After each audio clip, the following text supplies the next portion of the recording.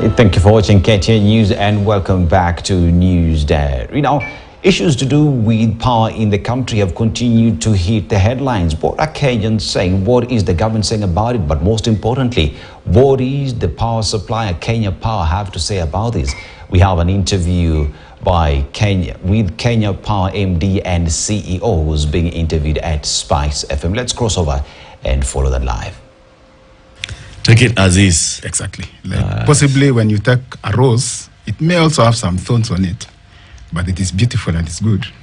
But there are certain aspects of it you might not really, it may not be to your liking, but the fact that you've opted for it, then you have to take it with what it comes along with. CT? Absolutely. Now, the English translation is, if you love a pumpkin, also love its flower. So you are absolutely right. It's about the pumpkin. So boga is pumpkin. Okay. Yeah. So if you love a pumpkin, also love its flower. Yes. Sabi sana. Sabi sana. Now, there are very many things about Kenya Power. I just want to start with when we had the big power outage the other day on IMD. What was it? The nationwide power outage. There was a lot of conversation. People tried to explain themselves. The others were not trying to explain them. There was so much happening. And then question of being asked, but why is nobody living at Kenya Power? But before we talk about living, what exactly happened? Agreed. Latif is something that operates, that has a lot of complexity in it. I think at times when we see the power is on, it may not be very evident what is involved for that power to actually be there.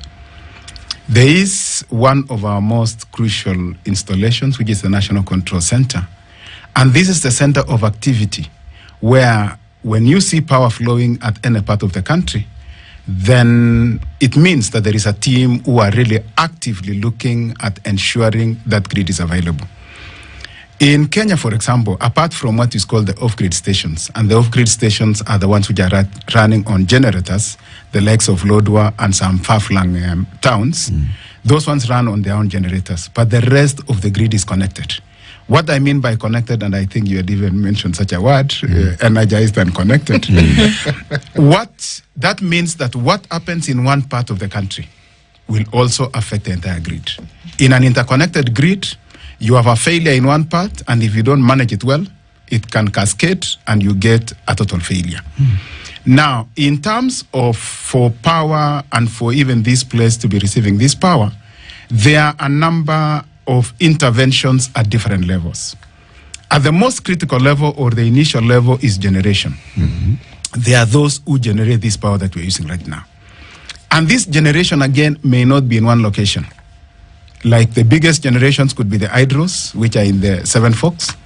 We also have, not even the hydros actually, geothermal now is the highest. And when you look at geothermal source as a source, Latif, we have a capacity, or rather the generation capacity for geothermal right now stands at 940 megawatts. And the next in line is the hydros.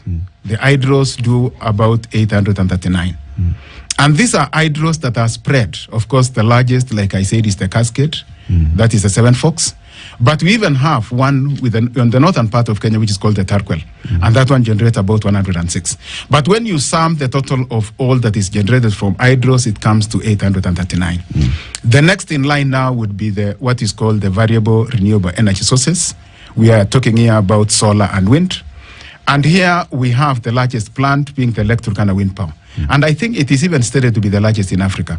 It generates, its maximum capacity is 310 megawatts. And then we also have some wind sources, one in Gong, which is managed by Kengen. There is Kipeto, which is just near Isinya, over 100 megawatts. If you sum all the wind sources, we come to about 435. Next in line then would be the thermal sources. Thermal sources are the ones which are running on HFOs, the diesels. And when you look at the total, they have a total of 512 megawatts. And there is 60 megawatts which is generated in Moroni. So that is the space of where the thermals play in. And finally, you have the solar. the solar generation, there is biomass, which I don't really need to mention, is quite small. But the solar generation in the country is about 210 megawatts. Again, these are spread. There are 3 plants in Eldoret, which is the Selengei, Sedate, and Alton, each producing 40 megawatts, coming to 120.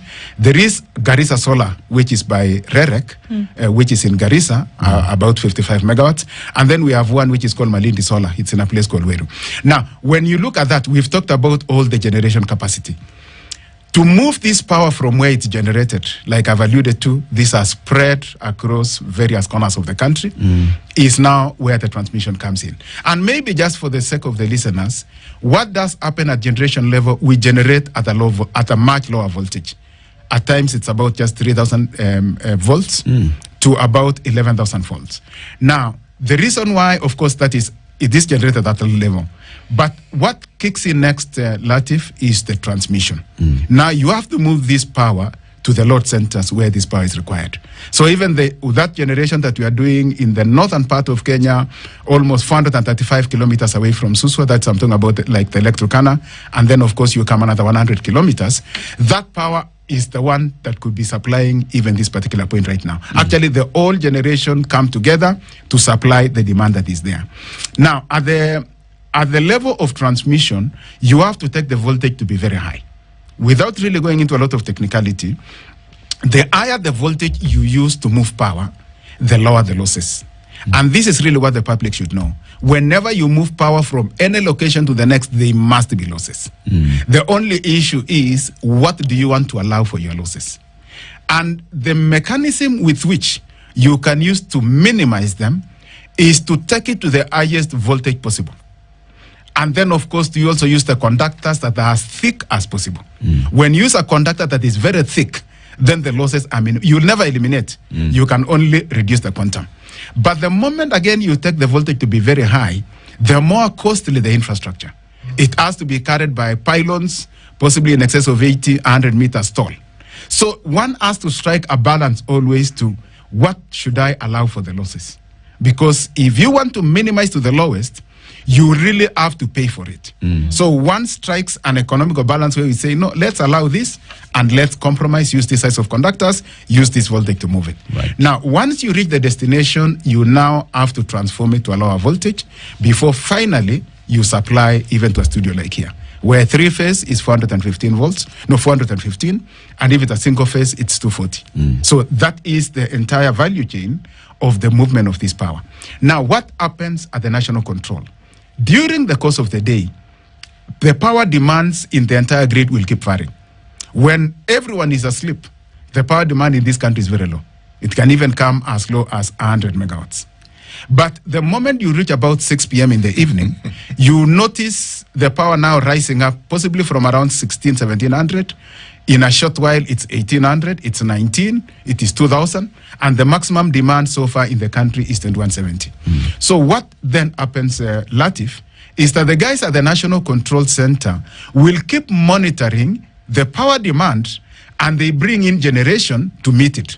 Because if the demand is higher than generation, the network will collapse. And it collapses because the frequency drops, and if it drops beyond a certain level, the system has a mechanism to protect itself from damage or from damaging the equipment it is supplying. And it does it by tripping. Just like when you are in your house, if there is a short, you'll notice a click. Possibly the circuit breaker has actually tripped. The reason why it trips is to protect whatever equipment may be taking a lot of current, which could indicate it's getting burned.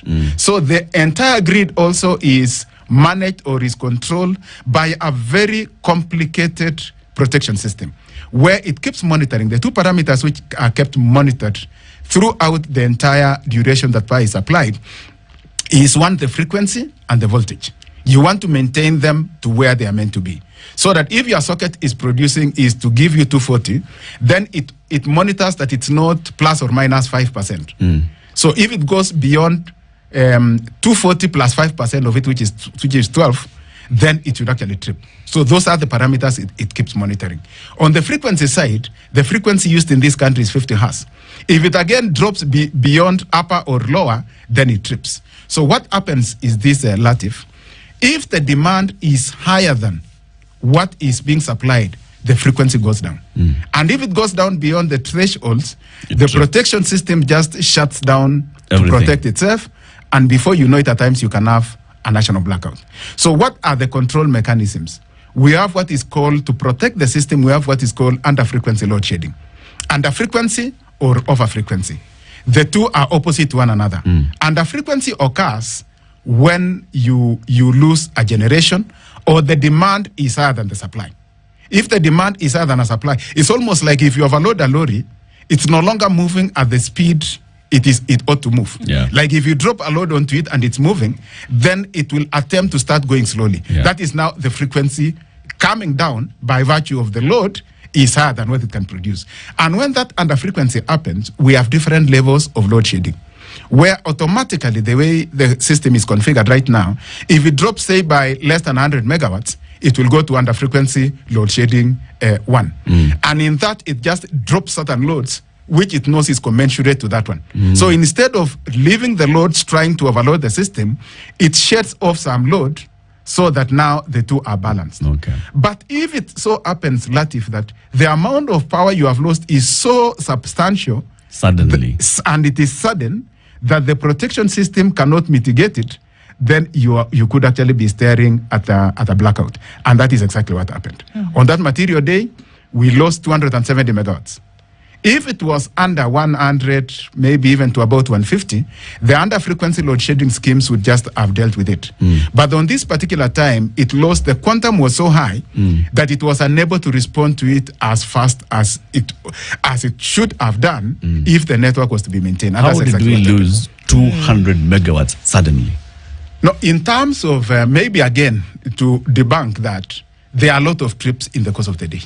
Like even as we are here today, there could be a tree which has fallen on one part of the network. And the network that we have, Latif, like I mentioned elsewhere, we have a network that is 290,000 kilometers long.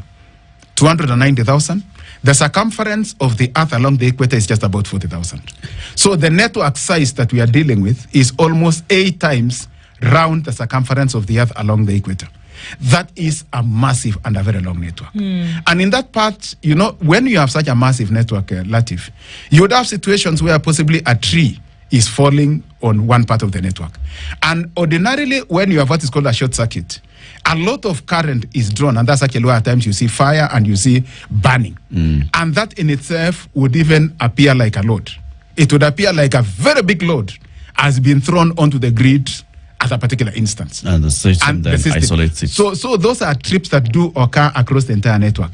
And the main issue is just that in most of the situations that could be even happening right now, the quantum is so small that the load shedding, the under-frequency load shedding would actually be able to deal with it. But now, where the quantum is so high, that is actually where you could be staring at a national blackout. And that's exactly what happened on that material day, when we lost 270 megawatts. And it so happened again that it was happening at a time when the hydrology, what I mean by hydrology, that is a common terminology we use, when the water levels are not as good, and that means the amount of power you are generating from the hydro sources is a bit low. One of the most stable sources, Latif, in terms of generation and stability, are the hydros. The hydros, because they are very heavy turbines. So even when there is a disturbance, the turbine will still, you know, like once you've rolled up a very heavy wheel, it will continue. And even if something happens, it will still continue even if there is some resistance. Now, when we deal with what is called the variable intermittent sources like solar and wind, those ones don't have that what is called inertia. Inertia means now that once you've pushed it and it's really rotating, then it cannot stop at an instant. Wind and solar are opposite. A cloud cover just comes and you could be generating the maximum and it can drop to zero. And those ones normally pose a very big challenge in terms of managing the stability of the network. So, engineer, on this day, yes, how did we lose 230 megawatts? 270. There was just a trip. It's a trip. And like I said, a trip does occur. The system itself sensed that there was a fault somewhere, which was not really an issue. A system can always misdiagnose and possibly something unrelated, it may think that is a risk and it starts protecting itself. So do you know now what caused the trip on this particular line? Because it obviously is a trip from one transmission line that is feeding from one generator. No, it's actually a generation that tripped. Okay. It's a generation that tripped. And what was more important to us, we tried to locate what could have caused that to trip, and we didn't quite isolate it. But the only thing that we came to the conclusion because we also have to look at the settings of our systems, is to see what should happen if it notices such a fault. And on this particular instance... So wait, before we even go to what should happen, we are saying that today we do not know what caused the trip. Yeah, we don't. The system itself noticed a particular condition on the grid. Okay. That condition was on the the trip grid... because of transmission, or was the trip at the generating station? It happened at the generating station, but when you look at what the things actually that tripped is what is called the STATCOM.